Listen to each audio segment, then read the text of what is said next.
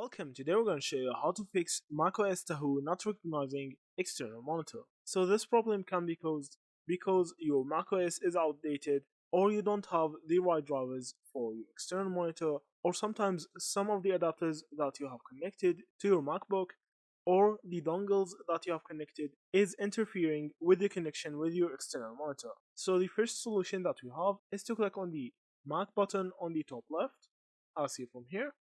After that, you need to open the system settings from here. So from here you need to go to displays, and now you need to make sure that your MacBook is recognizing your external monitor or not, as seen from here. So if you can't find it from here, you need to make sure that you have connected to a stable source of power.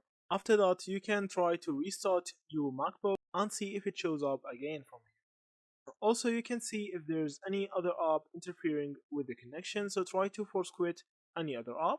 Go back to the Apple settings on the top left, as seen from here, and click on force quit.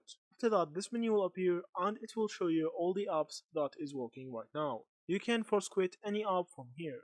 So the next thing that you can do is to go back to the settings from here and go to the general settings. So from the general settings, you can click on software update and make sure that you are updated to the latest version of macOS. After that, you can restart your MacBook and see if that fixes your issue. So that's it. Thank you for watching and see you in the next videos.